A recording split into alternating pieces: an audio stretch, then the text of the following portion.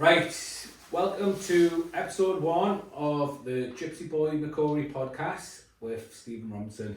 Obviously I've got the main man here, so just want to get him to introduce himself for anybody that doesn't know him or his story. First off, how did you get the name? I actually got it because I travelled all over and the family background and my first trainer, one of the first trainers I had, Paul King, was his nickname as well. Okay. Yeah. Paul Gypsyboy King, yeah. Yeah. So a lot of people might think you're a traveller. You're not a traveller as such, but like, what's your history as in where were you born? Where's the family from? Stuff like that. All of Ireland, and there's travellers like me. I think it's my great grandma or someone on my dad's side. But I don't know how to talk about it. So a lot. One of the Sweeneys explained to me that you have travellers and gypsies. Travellers were the ones that went looking for work, and gypsies were the actual gypsies that wanted to live. Is that right, or close? I don't know, I wouldn't. Maybe. I wouldn't comment on something I don't know. The one thing I don't know, were you born in Newcastle or Ireland? It wasn't. But you were always back and forward, weren't you? Yeah. And you have been a lot. I was back and forward, yeah. So, when did you start boxing? I was 10. My dad was in the DAZN Boys Club and then stopped there. So DAZN Boys Club, the football? No, DAZN Boys Boxing Club. Where was that? Can you remember? I was on 10. Because I remember, obviously 10, you'll be a while ago that. I remember trying to work it out, can't be quick enough.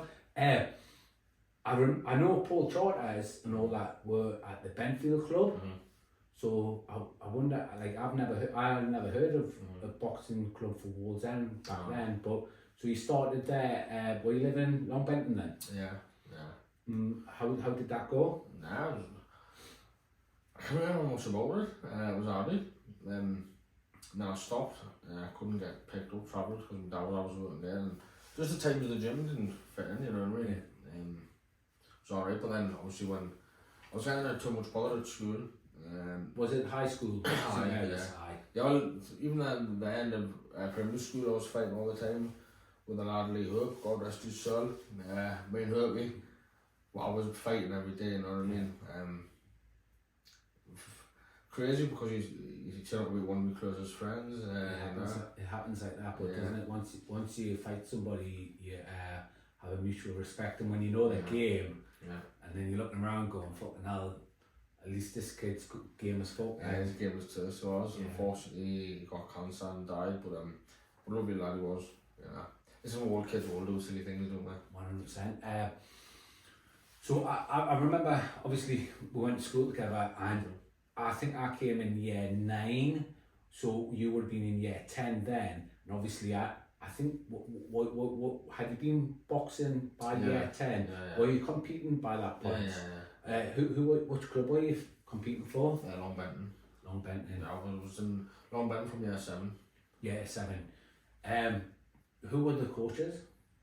The first ones were David Ritson, Paul King, and a lad called Jimmy, Jordan McGurk. And the first ones that I remember. Was Mickey there? Mickey who? Mickey, ex-pro. Mickey Duncan? Mickey Duncan. No, Mickey Duncan didn't come till about 99 time. 98. So were you still at school then, or had you left? Yeah, still at school, yeah. Cool, because you know when we were at school, were you like fighting constant then, or was it, because obviously I know where you went with your boxing, but were you fighting regularly, or was you just in and out of it? Just, what do you mean, was I fighting at school or competing it? Were you having bouts? I'll tell you how I saw it from the outside. I knew you boxed a little bit, but it wasn't until after you left school where I perceived that you started taking it serious, and it started getting serious then. I boxed competitively at school, but to be honest, I was more interested in getting stern at school than anything else, you know what I mean? But then when my daddy died, I promised my dad that I'd take it serious. So like, my dad, my last year of high school, But I remember your dad passed away after you left school. Yeah. Because I remember you coming down to John Paul's to borrow his suit. Yeah. You know, so I'm sure that was just after 2000. What month was 2000, that was 2000, yeah. What had my dad bad from last year of high school, he was getting chemo, because I used to walk down from St Mary's down to the Freeman Hospital. That's where they took out Paddy Freeman's. Yeah, that took out his teeth out and took his voice box, so I used to walk down there and see when he was in remission, and horrible. Yeah, very horrible. Yeah, see, I didn't really know all that was going on at the time, but I remember your dad passing, and obviously one of the things, like I said, I remember you boxed. I remember I was meant to come up with you boxing once then, but it wasn't as if like we knew. Obviously, I remember the time when, I won't say his name, but when somebody jumped into the school and he was chasing somebody around with a bat or stick or something, and obviously you went and we were looking all over for him, and in the end the police had to call, the school had to call the police. So there was always stuff like that happening, and obviously our school was a bit of a joke, wasn't it? You know, like I remember in the morning we would all meet up at the metro station and we'd be like, we're going in today, and we'd be like, nah, let's not. And nobody used to say anything. Nobody used to phone call our parents or anything, and we used to get away with murder, really, didn't we? Yeah.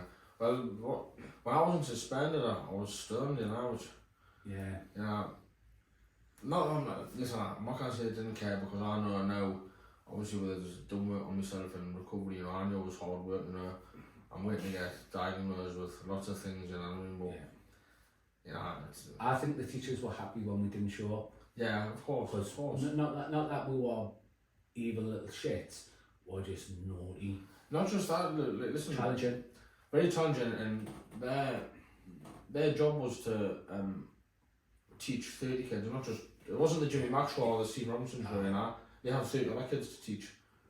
Because whatever's going on in our heads, you know, the ADHD, we just wanted to fuck around. It's me, you know. It's funny because Mr. Potts, he gave you a hard time, but I thought he was awesome because he went easy on me. But I remember we would just walk through the hall and he'd be like, teachers would come up with us, hadn't done anything wrong, we'd be like back of the hall and we sat to stand and just for no reason, but it was mad. Oh, there would have been a reason for us to know about it. Like, well, they must have remembered it from 2 weeks ago or something. And we're like, what have we done now?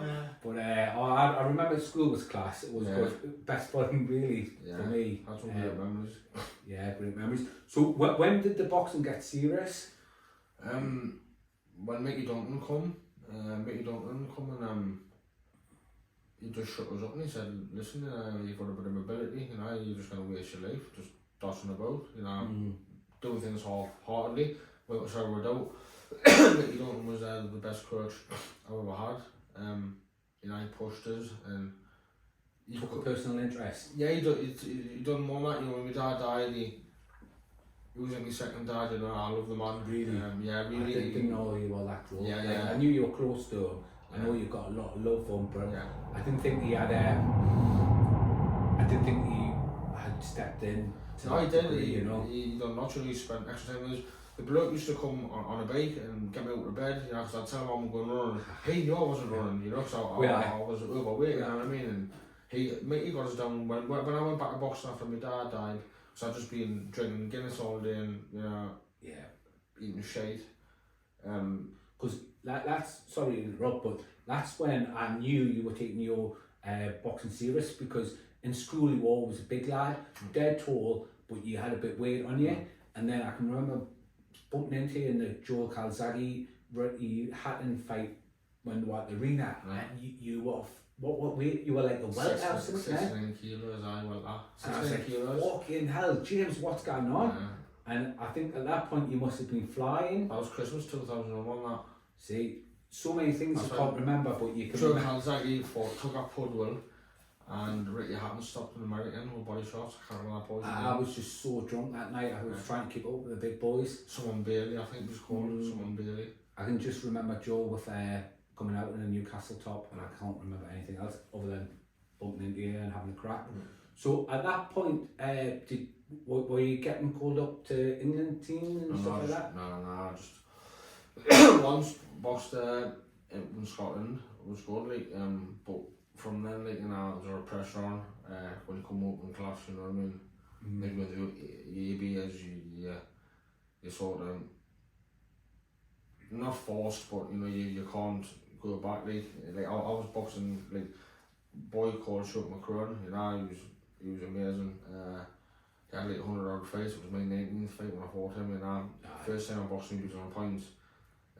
Not gonna make any excuses, you know what I mean. You know, he could have beat us very easily if I had been there for me, you know. But when I went, I was in awe of him, you know what I mean? Because gave him too much respect. Yeah, I gave him too much respect the first time. The second time, I went in there and I wanted to have a proper go with him, and he was the body shot. He took me, so it's the worst shot I've been hitting in my life because it was horrendous.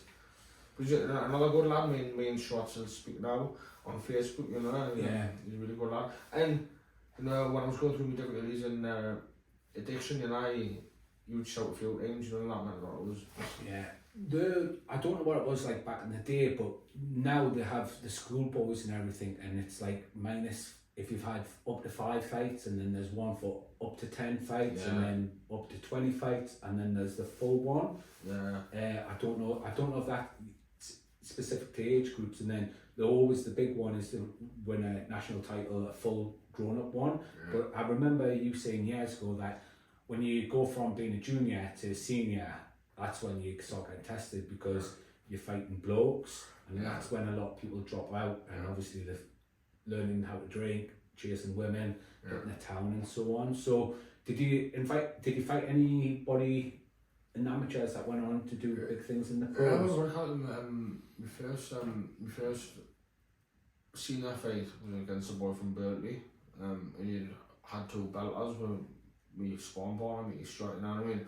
Mickey Duggan says, "Are you fighting him?" And I'll be honest with you, the first thing was, I'm a fuck, you know? I just turned 18, and this head was Gadji, who like went 2-2 with my other mate who was a big puncher, you know? But man went up, then, to be honest with you, I beat him the first time, and there wasn't much in it, you know, if he had got the nod. I'll be honest with you, the thing that won it for me was the last round, I think was a combination right at the end that I think swayed the judges, to be honest with you. But the second time rematch, I established my job, you know what I mean? It was good, so what was that? Good.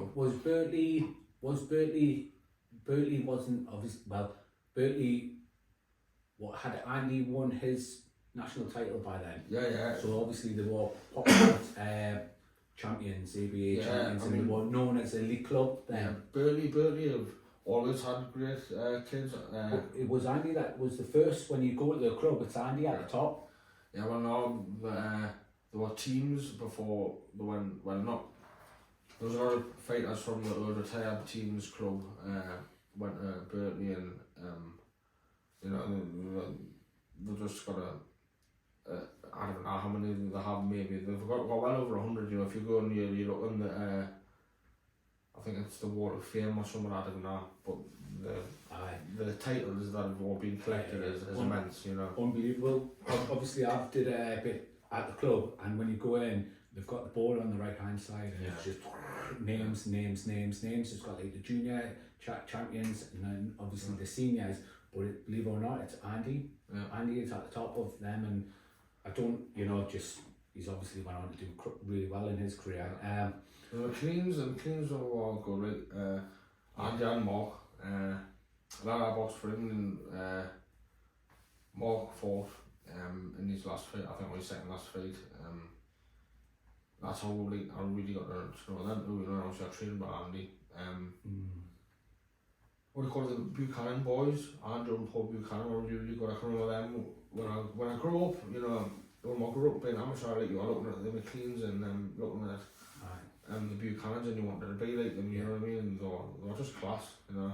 They were really good. It's all, I think it's even now, like, it's you get to be the best in your club, and then you're naturally drawn to there to mix it up, because they say you want to be mixing it with the best fighters there, you know. Steel, Sharp and Steel and all them chaps, breed champs. So what I always find is like you lose a lot of your talent to there, because kids want to go out and, you know, so it's always had the pull even back then, would you say? I suppose like quality attracts quality, you know what I mean? Yeah. Don't get us wrong, like, you know, like any club, I'm sure there's hundreds of thousands of kids go in and they just, you know, they can't cut the mustard, you know what I mean? Aye. But the kids that are dedicated and, you know, are there consistently, then, you know, all the coaches in my time have been able to get the very best out of them, you know? I'm a big believer in different environments for different personalities. Some just wouldn't be able to survive in that environment. Yeah, It's 100%. dog and you hear about them doing 16 rounds of sparring and so on, and it's pretty brutal, but they're doing good stuff. 100%. I mean, like, me and Mickey Stewart, honestly, me and Mickey Stewart used to have wars, and I mean wars. I mean, it made me the fighter that I was, and it hasn't good seat for the bare knuckle, but like, it definitely shortened my career because the amount of wars that we would do 20 rounds out, and I'm telling you, we'd be leaving that gym every week with 2 swollen eyes, busted nose, busted hands, you know, it's no good. Definitely not no good. I think me personally, and this is just my personal opinion, I think if you're sparring 15-20 rounds a week, just normally, it's going to catch up with you. You're putting mileage on your body, and you're going to be a bit punchy, aren't you? Yeah, I mean, I was doing that at Somerville, and I was going to East End with Chrissy Bennett and doing rounds. Rounds. I think it's okay if it's technical, but when you're doing fucking full on sparring, it's no good. I don't know. I think Chrissy Bennett's really good for technical stuff, you know.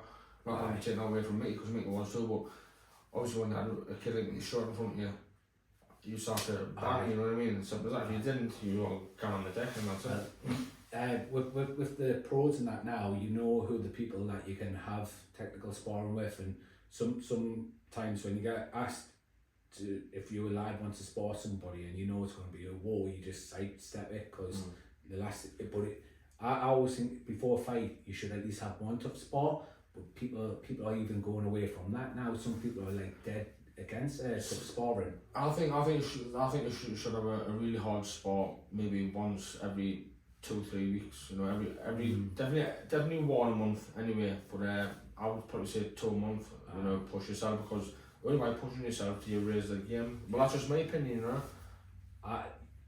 Me personally, I think definitely at least one, just because you can do technical sparring all day, but there's nothing worse than when you're getting absolutely smashed and you feel like dying, you can't breathe, and some fuckers wanting to knock you out and you just can't breathe, and you have to sort of dig in, and there's nothing that compares to it, really, is there? That's it. If you've been to the well and you know you can get there, you know when it's getting tough, you know what you've got there, you know. I remember when I fought Dave Bradford the second time with bare knuckle, honestly, that's the only time in my life where I've psychoanalysed myself. I was sitting down on the Gales of Strong, the Gorman boys, Jerry and Sam were sorting me cut out, and I was just looking at Dave and I was thinking, what have you got left, man? Because I've hit him with everything apart from the kitchen sink, and boy, like, he was tough. So what was the first fight was the one that really exploded, wasn't it? But No, it was the second one. No, the first one, to be honest with you, Dave jumped into a right hand. It was probably the best right hand I've thrown in my life. The tournament was mint, and he jumped in, just timed it, and smashed his face. So that was it over pretty quick. Yeah. But the second fight was brutal. I was pissing blood for 2 weeks after the fight. You know, I rolled out of the bed. So I crawled to the toilet. You know what I mean? It was horrendous. I missed that one. I was at the third one, but that for me, that's the one that really hit the press and really kicked off the BKB. Obviously, how long did the fight? Is there any video of the fight? Yeah. The second one's on the internet. I think it went on for 18 minutes. Fucking 18 minutes, was that it? Yeah, 18 minutes, was that it? It's a long enough when you're getting fucking I know, but let me tell you. Listen, then picture, I know Dave's got a picture. Yeah. He got the picture tattooed, didn't he? Good old Dave. Dave won, no. Aye. Yeah, sadly Dave's not doing too well in his health, but he's a great man. Yeah, lovely bloke, absolute diamond. But I know, like, obviously that picture, it looks like an old school picture where they did like 24 rounds. Yeah, we looked like Elephant Man, didn't we? What was the damage? Both broken nose, broken eye sockets, fractured cheekbone. And my But along there, that my finger broke, my wrist there, done wrist and all. Horrendous. And then got 500 quid and I drank it out before I got home. I was going to ask you what your purse was, but I didn't want to. 500 quid. 500 quid. Sitting in the hospital and I was going, did you get jumped? I was like, no, I just went for a fight. So you did the eye socket? I went, what do you mean you went for a fight? I said, well, I went for a penalty fight. Was it just eye or was it cheek? Yeah, cheek now. The sisters goes, so you went, the volunteer on, oh aye, and the doctor just turned on. Well, mate, I could imagine I broke my hand wrist sparring and they were going on as if I was a criminal. Yeah. You know, they were treating us like shit, so I mean, I could imagine you going in with your face like this. I mean, knowing now what I know, obviously, you know, I was very ignorant back then, you know what I mean? I was like, it's their job, you know, to fix it, you know. They don't need to have men like us going in, you know what I mean? I know, but at the same time, when I did mine, I basically was sparring down in North Shields with Andy, and I was mopping up downstairs, and so I took my wraps off, and he was like, oh Stevie, just come up and do this, finish this for a few rounds. So I went up and I just caught him and my wrist was gone, and I had to go to work the next day, and they were like saying they were treating us like a criminal, like fucking paedophile, the way they were going on. And I'm like, it's a sport, it's a fucking legitimate sport, and they were treating us really disgusting. And I thought they wouldn't be going that if I was saying, oh, I'm out for a run and I tripped over. Yeah. Like, so I was really, really disgusted at how ignorant they were. And that wasn't even too long ago, that was 6 years ago. So hopefully our attitudes have changed a little bit, but I could imagine you rocking up. Did you go with Dave to the hospital? No. Because that would have been funny if you were in bed side by side. Who did that to you? No. So obviously we're touching on bare knuckle boxing. Basically, we were training a lot then, and when you were getting into it, I just thought you were mental. I just thought it was mad. Did you fight Dave on the first fight? Yeah, I was supposed to fight a guy from Wales called Junior Turner. I went down and he didn't turn up, and Dave's opponent didn't turn up. And obviously I knew a bit about boxing, so like the name rang a bell. I was thinking he's fought a bit of Durham, you know what I mean? So when they said it was when you can fight him, I'll be honest with you again, I was thinking, fuck's sake, man, you know what I mean? Again, in the deep end, but I needed the money because Leanne, the girlfriend at the time, she had got us a lift of one of my friends from the AA, so I had to pay the pounds. So I said, I'm happy. And then obviously the first fight, you timed him. The second fight was, did you go from the first fight to the second fight, or was there somebody in between? No, that was the first fight and the second fight, I think.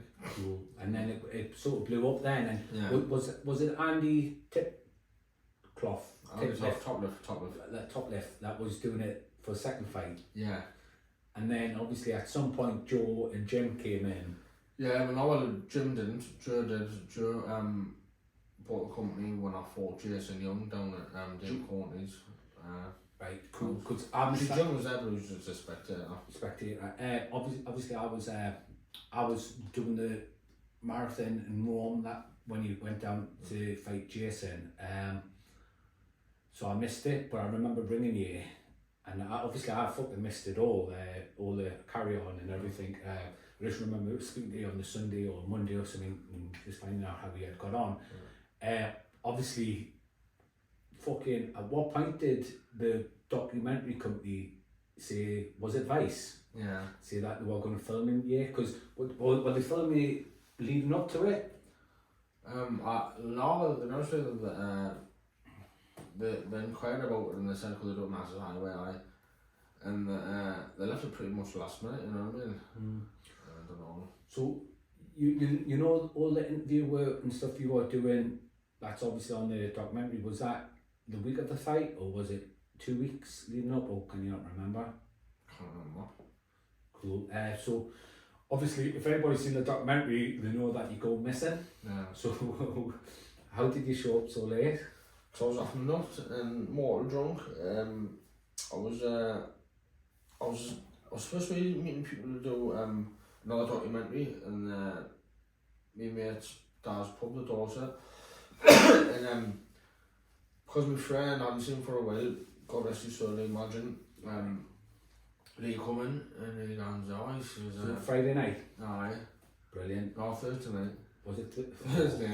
She was, I 17 for a while, and I he says, do you want to run? I said, no, I said, what one? She says, I says, I've got a fight. I says, I said, I'm off a drink anyway. Yeah. And he says, you'll have one. I said, aye. I said, well, I said, I can have one, just one, went ahead. That was it. I ended up on a session, and sitting with Lee for a while, and snorted a couple of quarters and that, and then I went on another session, and I got in, and Woody, I thought they had changed the date on City Facts or Teletext when they goes, oh, we'll find it, and he goes, no, it's not the day. I said, it's tomorrow, it's Saturday. He goes, no, it's Saturday the day. And I go, no, it's not. So I went round to the shop and I bought another bottle of water and 40 snout, and then I seen the newspaper and I was like, oh no, it's Saturday. So was it morning or night? Saturday morning. Right, so did you, at that point, did you do something productive and go home and snooze, or did you just carry on drinking? No, I opened the bottle of water and walked back on to the session, and then I got a taxi back to my uncle's and I got my kit, and then went to London. So I stopped at the Tesco gates and I got 16 tins of gas and I got on a quarter. Wow. So you were partying all the way down? Yeah. Wow. Obviously, Jason's passed away since then. Yes, unfortunately, Jason passed away. So you obviously played a big part in the story.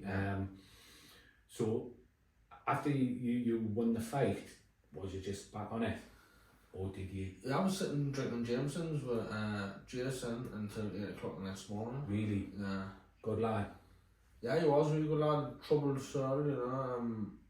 Yeah, like myself, you know, I had lots of issues. But he's straight up, and he was a sound fella, you know what I mean? He had lots of issues in his life that, you know, we got to talk about, and you know, he had a child like, he was separated from mother the same as me, so I had a lot in common, you know. You know. Big balls for him to come. Yeah, of course, you know, that's one thing you want to give the lad credit. Yes, okay, he wasn't a boxer, but any man who's going to travel, whatever it is, 3,000 or 6,000 miles, I don't know how far it is, you'll jump on a plane by yourself, to come over to a bunch of strangers and have a fight. You've either got to be not able properly, which I know all aren't, but he's brave as well.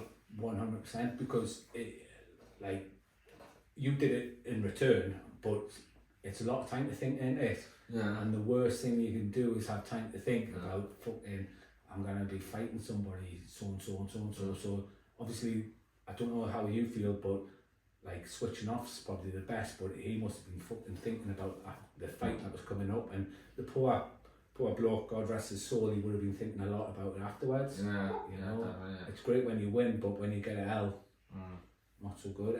But basically, I think we need to talk about the person who actually the venue. So obviously the venue, where was the Jason and Young fight? It was at Dave Courtney's house, Castle, down London. Never been, but what was it like? Just big house, you know. Was it not a dungeon? Yeah, well, the change room was in a dungeon, but it was a big house, you know. so it was just a standard house, like anything else, but a bit bigger. It had a dungeon, it had a throne. Yeah, I had a throne, a sex dungeon. Just like anybody else. So obviously, I think David passed away. David passed away last week, unfortunately, yeah. He decided he wanted to get off the raid, and fair enough, he got off. Yeah. Did you see the video? I've seen bits of it, but to be honest with you, I spent a lot of time with Dave, and I had a lot in common with some aspects of life with Dave. You know, we went to sides, and it was a deep talks, and it was too much for us to watch all of it, so I didn't watch all of it. No. Yeah. To be honest, I met him a few times at the bare knuckle shows, and I don't know if that was the real Dave, or if it was just a bit of a persona. But he was a proper character, wasn't he? Okay, the Dave of that, he met in the BKB shows, yes, of course, he was a character, we'll say, okay. The Dave that he met at his house, okay, he still was a bit of a showman, but the Dave you got when you're by yourself with them, you know what I mean? Did you go to Thailand with them? No, I didn't go. No. I remember their trip to Thailand before all the lads. Dave was a very caring, fucking genuine man, and you know, I speak as I find, and you know, I went on wrong words said about him, and I only speak as I find, and he was a diamond of a bloke, something like that. I met his family, his son, Bo, his daughter, Courtney, you know, they're beautiful people, and you know, his best friend Brendan, my other good friend Leo, Leo's got some good tales about us and me using days, you know, may have stayed doing that for some sessions. Davey's son, he's got like loads of kids, but his son who used to go to the shows, I thought he was just a double of them. Yeah, he is, you know? That's Bo. And he's into like rap music or something, isn't he? He's like a producer or something. But I just thought he was like a younger version of Dave. But obviously, a lot of people ask me, oh, is he legit in that Dave? And I was like, I remember the one time when on some BKB post, some bloke was slagging Dave off, and within half an hour, the bloke had the fear of God put into him, and he was terrified. He was so apologetic, so he went from being some mouthy cunt on the keyboard, giving it big licks, and obviously something happened. I don't know what happened, not suggesting anything, you know, but all I know is that guy was terrified. So obviously he had second thoughts about what he was saying, and I was just like, shit, this bloke is legit. But I also remember him, he was always up for a party. Yeah. There was always a party. Always have the party. Yeah, he's always up for a party, always up for a good time. But listen, people are saying that, but at the same time, man, like, you know, I used to phone him. I'm not going to say pretend like we're best friends with him, but you know, we're friends, okay, and I phoned him a few times, and to be honest with you, there's one time when someone was using his name, but done my friend wrong, so I phoned him and I said, listen, I said, hey, working for you or what? And he goes, no, I don't know who he is, so obviously, the other lad was dealt with, you know what I mean, so something like that, and Dave just laughed about it. I could imagine it. I could imagine a lot of people threw his name around willy-nilly, and obviously he probably moved away from the life a long time ago, but I think he still had a lot of clout. Yeah. But he was an absolute star. Just biggest respect for him. For me, the big thing was like when I saw the video, just how can you not have respect for somebody like that? You know, listen, any man who wants to. We've seen it bad when people have deteriorated with illnesses and so on, and it's heartbreaking. Yeah, but listen, man, he possibly didn't want to put his children through it, right? He didn't want to put his friend through it. Like he said how it was on the film, right? Yeah. I don't want someone with me also. I don't want to be in pain, so I'm getting off the ride. Yeah. Give him my respect. Massive respect. It's not his way, something like that. He did it. He went out on his own terms, and for a lot of us, that's the best we get. Sometimes, so massive respect to him, and God bless his soul. The other thing, obviously, it's Sunday. We had a big night of boxing. I just want to check to make sure this is recorded. Okay. I might have done a James McCrory. Let's see. Do you think so? Nah, 34 minutes, mate. Yeah. We're looking good. Awesome. I had, obviously, my pal Tony Jeffries, when he did his first 2 podcasts, he fucking didn't press record. The first 2, Jaffa, I know you did it as well. You'll deny he's the king of YouTube now. Yeah, he's doing really well, Jaffa. Yeah, doing really well. But I definitely know his first 2 podcasts. He spent like an hour and a half talking. And it wasn't recorded, so it happens. But basically, the boxing last night. What do you think? It was hard to watch, to be honest with you, but what I will say, all them lads, you know, Ewan Mckenzie, what a war, you know, the kid, for me, he was put in a bit too early because the other boy was a very, very big, strong boy, but listen, I'm not knocking anything about the fight because you've got to take risks to get big rewards, you know, and the both boys had unbeaten records, which I think is tremendous, you know. You don't see it these days such early, you know. I think it's fantastic to have both boys. Ewan was 8-0, and the lad Davies, who we fought, was 11-0, and I've known Ewan for a while now. He's a big I couldn't believe he was welterweight. He's a big welterweight, and obviously he was the B-side, wasn't he, last night? For me, you know, it's very easy for me to sit there and talk about it because I wasn't in there, and I'm the same, you know, when I should have boxed more, I would get involved in a fight. You know, he stood there and banged out. See, at the start he was using his movement well, you know. I think if he had kept it there a bit longer, he would have found out better for him. But listen, it was still a great fight, you know, and he showed tremendous balls, simple as that. Obviously, everybody... Great decision, I think, great decision by Davey to throw in the towel. Yeah. And I know that's something that, I know Davey very well, and Davey wouldn't have, you know, wanted to do that. But listen, you've got to think of the fighter's well-being first. 100%. Obviously, he's a really front-forward fighter, and he works up the job lovely, and it just wasn't happening. That Davis, for me, was just picking beautiful shots. Yeah, he was picking shots beautifully. Beautiful, and in the middle half of the fight, like, Ewan started coming, like, he started putting it on, and I'm like, how is he doing this? And he was all busted up, and it looked like he had been in a war. Yeah, but in the last 2 rounds, he was empty because he caught him with some flush, straight shots, and they had no effect. Yeah. And I think that's what made Davey say this, and he spent 100%. The last 2 rounds, he had not. You could just see his punch. His punching was slow, but you could just see they were having no effect. And Davey, for me, perfect, because I think he could have went. I think the ref could have pulled it a few rounds earlier, but then he fucking came back. Then we could have. Listen, I'm not going to start talking about too much about it because I don't know the lad's issues at weight or his weight, or if he's had struggle making the weight, but I would definitely think moving up. Move up. Yeah, he is. Why is he? I would definitely say move up because he's a big boy for that weight. Yeah, you know, very, very, very big. He's taken it really well. He's obviously really appreciates the support from everybody I think it was a fight that he took a little bit early, but it was an opportunity you've got to take him sometimes, and it didn't go off. And I think he's cool about it. Obviously, it'll hurt.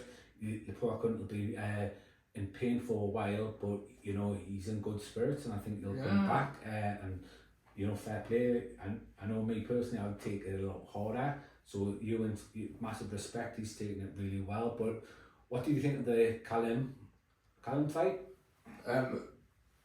Listen, I've just been speaking to Calum today, so I'm not gonna send messages to him and then sit and talk shit and that, right? I'm really honestly so much pride for them because you know the likes of him and Cyrus and you know the Dickinson boys, like listen, like them just staying dedicated, okay, and have that desire, okay, because it could have been very easy for them to go down the same path as what I did, make one wrong choice, right? Yeah. And then it's all gone, like it was for me, right?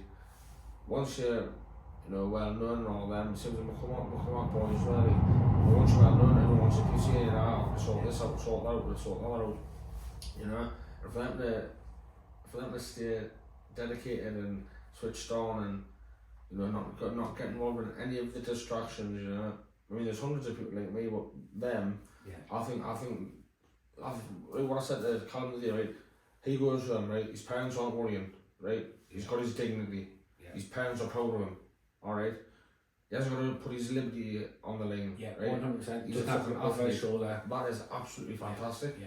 You know, I think he's a champion in life anyway. Oh, 100%, I think if you can make your passion your job, you're a champion in life, whether it's football, whether it's anything. If you're doing that and you're, you know, it doesn't matter if you win, lose, what level you're doing it, if you're making a living from doing your passion, you're winning in life, you know, so respect to them all. But me personally, I didn't see the fight because I had left the arena, I was coming home. Was it competitive? Because the other issue, was he out of the ring for 16 months? Yeah, he was out for a while, but listen,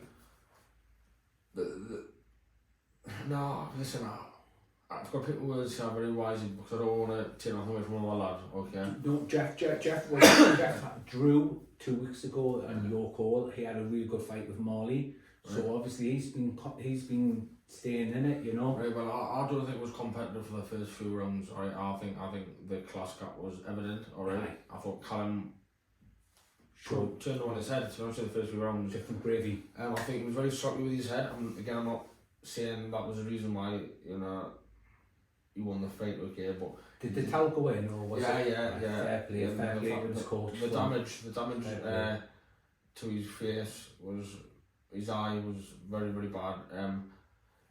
I don't know if he had picked up another injury, but he didn't seem to be moving and throwing his shots as well in the later rounds. But listen, a lot of people will say, listen, you should have been let to carry on for the last 2 minutes, right? Because it was only 2 minutes, right? You have the fight won, but listen, it was a tight fighting, you know, at that level, you know, them kids can bang, you know, you could have got seriously hurt. Listen, I'm sorry, but people are entitled to their opinion, but you know, a coach and a boxer, the relationship they've got, if his coach thought it was time, you know, I'm sure he timed it perfectly. Yeah. I didn't say it, but I'm sure Graham got it bang on.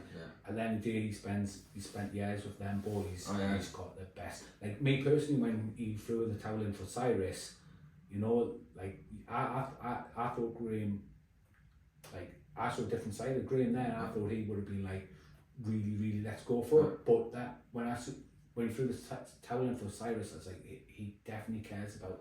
Yeah, of course. Listen, Graham's a boxing guru. Okay, he is, right?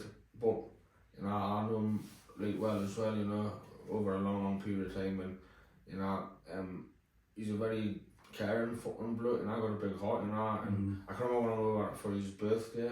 I had a birthday party, and I went to show him. I told him, I said, I can't stay long. I'm just get to show my face really, you know. And he understood it now. There's no pressure. He was a big cuddle and that, and he says, I understand. Thanks for coming on, you know. Listen, you see the big bravado side of him, you know, like in the gym. He's got to push the kids on, which is great. But listen, the same one-on-one, he's a caring bro, he's a normal bro, you know. That's how I always saw him, because like when you've got a pack of boxers and they're all fucking like they're all super talented. I always saw Graham as the silverback, you know, like the one that gave them the bravado that, you know, as long as he was good, everybody, all his lads would be good. So you would see him in the corner and say, how about just punch him, how about, and he would try to G all the lads up and fair play to him. You know, so I was surprised when I saw the other side, but the stoppage, I didn't see the stoppage last night, but the one for Cyrus I thought was perfect again. And little Cameron, did you see Cameron's fight? No, I didn't see it. I think the Reese boys, did you see any of them? Yeah, I did. Yeah, I seen Ben's fight, yeah. Are they twins then? Because they look the same. I'm not sure. I seen Ben Reese fight, it was a good fight. So good night of boxing, to be honest, and I hope the nights carry on in the office, because it's something good.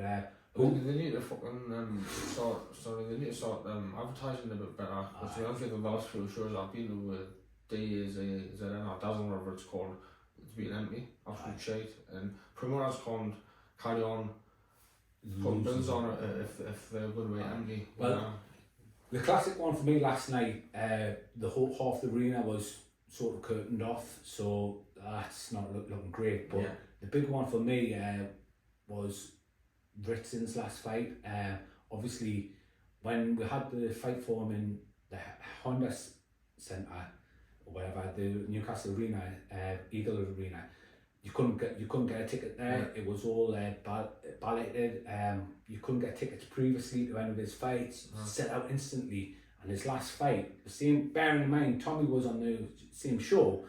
It was like a third, fourth, and it was a shit show. I thought Newcastle and the boxing public, you know, these lads are going out and they're risking their all force, and because they take one loss to somebody that we don't even know how good they're going to be, you know, like Lewis lost to that lad's went on to fight for a world title, you know, like that's nothing to be ashamed of.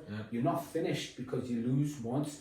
We want these lads to have competitive fights, but you have to keep supporting them, and it really upsets me and boils my piss because like everybody complains about it being a non-contest, i.e. they're fighting nobodies that they're easily going to win, and then when they do step up like a Ewan, fights up and takes a live opponent, it's boxing, anything can happen. You could fight somebody 10 times and twice he could beat you just because he timed you, you know, and like I was really disappointed. So like for me, obviously when we were coming up, we never used to have many shows up here, did we?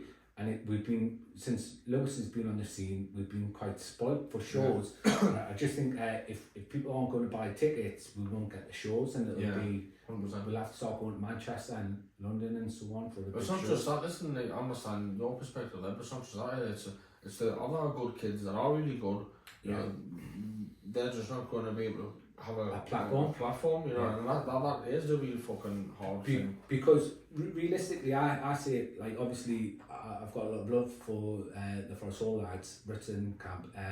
What I always say is, like, because Lewis was doing so well, it gave April a Hunter opportunity, it's gave loads the opportunity, 100%. and it's brought up a lot of boxers, and it's given them platform. Webber's fought on some of them shows, so without us sort of buying them tickets, we won't get the shows, and we're gonna like remove the opportunity of them boxing on these big shows. And but then again, some people say it's the promoters to sell the tickets as well, so it's a catch-22. But any big fights you looking forward to?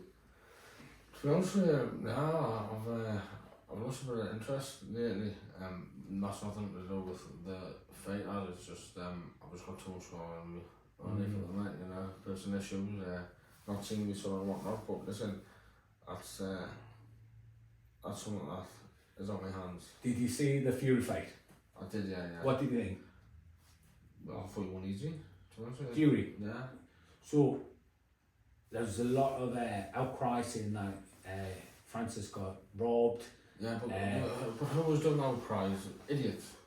Maybe, I did hear somebody, I can't remember who it was, said that maybe Fury's legs were shot. Listen, for me, right, it was just exactly what it was. It was a money making night, you know. Fury, he deserves everything that he gets, you know what I mean? So, but at the end of the day, right, if he wants to go in there and knock a novice out, right, people aren't going to be happy. If he wants to, you know, not go full force, right, and he got caught with a good shot, anything can happen to that weight, right? 100%. But listen, you outlanded him 8 rounds out of the 10, something like that. You don't win a fight by knocking someone down in a 10-round fight. End of story. Yeah. For me, obviously, if you look at history of boxing and so on, when there's talking about the big fights, I always suspect that they go in and give a shit performance in the hope that it gets the next one. Yeah. So obviously, if Usyk will be looking at going, fucking hell, he's ready for the taking, he's on the slide. No, I don't think Usyk's that's stupid. I don't think, because I don't think a man who's got that much boxing IQ is going to be stupid enough to fall for that.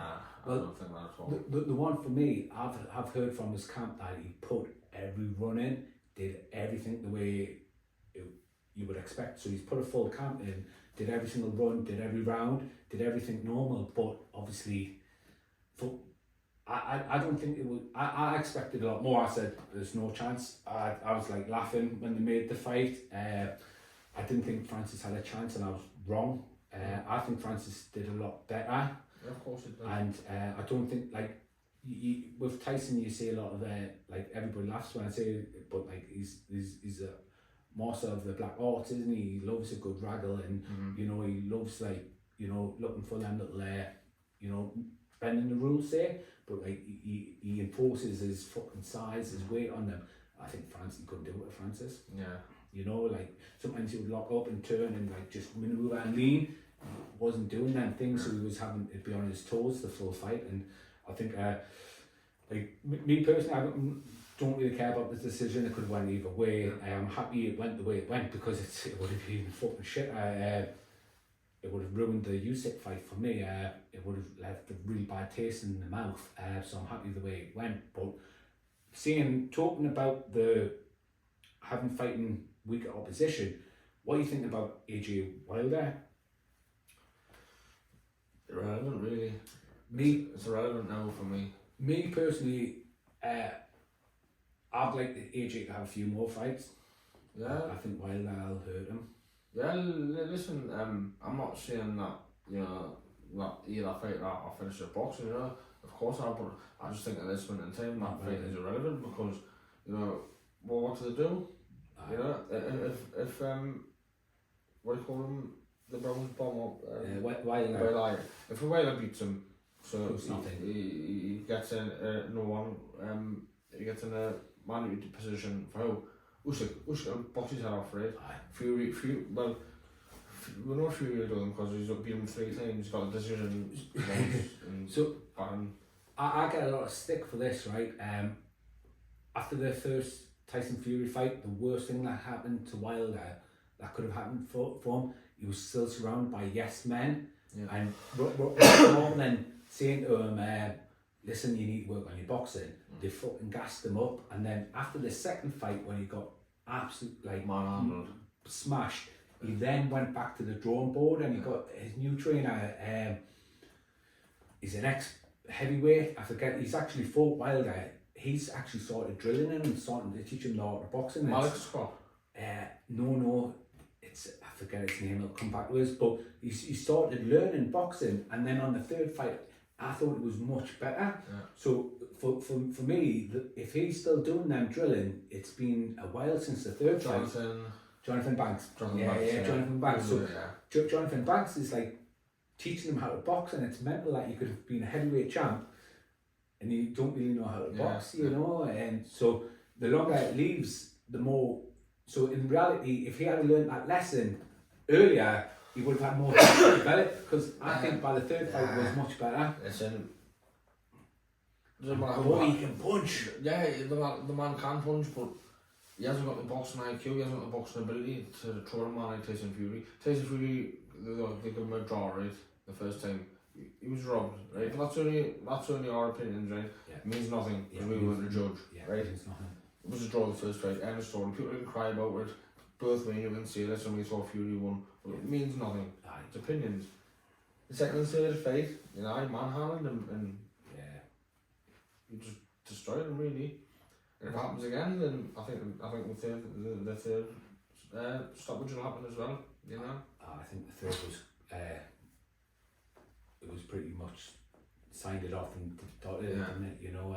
But I'd like to see the AJ Wilder fight, just because I think I've got a soft spot for AJ. I think AJ is a tremendous athlete. He's accomplished so much. He's accomplished so much.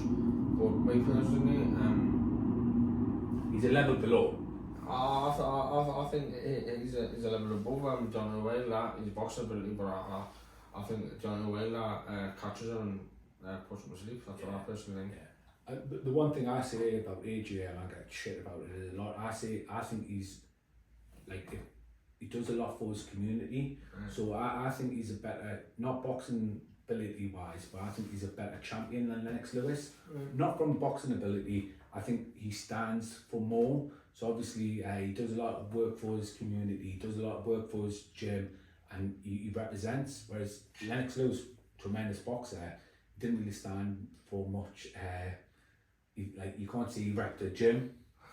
Well, can you see that though? Just because maybe Lennox is a private person, you know what I mean? I'd like to think he did loads, but then again, he did knock Rob McCracken on there. And did you see the documentary the other week with Louis Theroux? No. So basically, when AJ got arrested, it was Rob McCracken that pushed for him to get back into the England team. Right. So if it hadn't been for Rob pushing, he basically said, I take it on my head, get him back in the team. He might have just been another road man. Boxing, it's a shit sport at times. But I don't think there's any big fights. Can you think of any that are coming up? No, I'd like to see Katie, Taylor. No, Bud. I'd like to see Bud fight Boots. But I don't know if that'll happen. I don't think it will. Listen, I think Crawford beats Boots as well, to be honest with you. I think Crawford is a pound for pound number one, that's what I think. Top dog. Yeah. Yeah. It's amazing. I think if he fights Charlo, he'll beat Charlo too. I don't. Charlo's a great fight, I don't get as wrong, he is, but I just think Boots is just amazing. Not Boots, sorry, fucking Bud. I remember, did he fight the lad from up the road, the Scottish guy? Ricky Burns. They gave it a draw, I think, didn't they? I can't remember. I just remember, like, obviously Ricky Burns full-time world champ or something, wasn't he? And he took his belt, and I was just like, fucking hell. And then exactly the same thing happened with Spence and Brooke.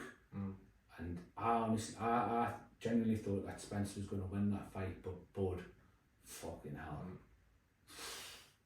He's the real deal, isn't he? No, he's amazing. He's absolutely amazing. Isn't he? He had I can't remember the thing now. He had some athlete there where he wasn't grand all his way. He just does everything. There's nothing. This one, my opinion is he's like Calzaghe, you know. He does everything with ease. He just does enough to win, you know. But we're not seeing him knock out ever, you know. No. Well, the thing I like about him is one is the box southpaw. Let's do it. One is box over. One is box in the back foot. Do you want to say he's counter foot? Let's do it. He's the fucking best at everything. And then he's got that horrible gritty side. He's a brutal finisher. Yeah, he is. Some boy, absolute some boy. But basically, should we keep the movie till next time, or do you want to talk about your movie? Yeah, we'll do it next time. Talk about it next time. Well, basically today's episode 1. We've got so much to go over the next few weeks. We're going to try to do a podcast every week just to keep relevant, because there's loads going on with James. I will get into next time, and we'll talk about how things are setting up, how things are. You went down for a few days filming, didn't you? Yeah, well, no, I was only down there for 2 days. But we'll go into that and talk about recovery if you want to know. Oh, 100%. I want to talk about the recovery as well, because it's a massive part of your life now. 100% it is, believe. Without that, I've got nothing. Yeah. I think we need to do a show itself on that. Yeah, sure. Just because I'd love to be able to get across to the listeners the James in addiction and James in recovery, because I don't think we'll.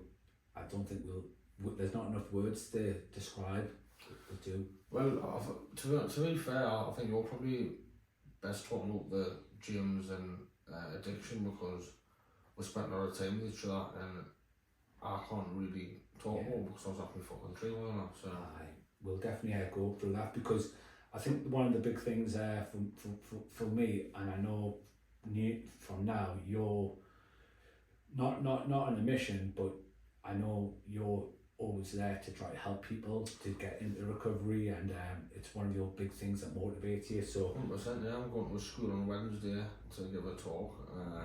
Hopefully it just helps some of them troubled young lads not go down the same road as me, you know. It's mad, because when you think about it, it feels like 5 minutes since we were at school, and we knew everything then, didn't we? Nobody could tell us nothing. Yeah. But never mind. But listen, I think we're going to go into that maybe next episode or the third one. Please like, subscribe. We're going to be putting out lots of podcasts the next few weeks. I don't know what sort of guests would you like to get on? I don't know, to be honest with you. I think hopefully a couple of relevant people that are still fighting in the minute, we'll try and get them on, some big names, and then maybe get a couple of I would like maybe a couple of northern area champions, you know, people from the northeast, you know, get a bit of heritage involved, I think. Well, I spoke to Losey said he'll do anything for James. He said he definitely wants to be on. I spoke to Ritson last night, and Ritson said he's going to be on. I've got my good pal Adam, hello. He's basically a loving bit. I ran from Carlisle to Newcastle to raise money for him to go to the championship 7-8 years ago, and he's just qualified for the Olympics next year. Fantastic. So we've got to get him on just to find out. Yeah, definitely. I remember Adam from Howden, that was years ago. Well, that's when it was. And he's just qualified to go to the Olympics 2024 in Paris, so we'll try to get him on just to find out a bit more about his journey. We'll get High Tab on, get a few people on. I did message Tony Jeffries. I messaged him and said, "Oh, how long are you home for?" He said, "Oh, 2 months until Christmas." I was like, "Right, you can come on the podcast." And he said, "No." So we're going to try to get everybody on. We'll do our best. We'll think about people, and anything to add? I'll just subscribe and give it a like, you know. The lad's doing very well. And give his boxing brand, Juice, a like and just have a little look. It's a great brand, very good, strong gloves. I've got some myself, so have a look at them. Thank you. The brand's doing really well. We had a show down your hall yesterday. We've got some good things coming. Hard work. Anything easy isn't worth anything, though, is it? 5 years or something now, and we're doing really well, but it's just a side project. But please, we need to find out more. We've going to be a big year for James next year. Hopefully the movie's going to be out next year, so we've got hundreds of good stories. I haven't even started on some of my favourites. Some of the things that you've done, mate, just makes me giggle. I lie in bed and I laugh my head off. You are there, some of them. Honestly, I know my Jean's like, what are you laughing at? I'm just like, James. She doesn't ask anything. She's got some stories about this too. Like, you know what, your wife was in my form class at school. You know? She can probably remember more than me. Yeah, 100%. But please subscribe and check us out next time. Alright, good night, thanks everyone. God bless. So.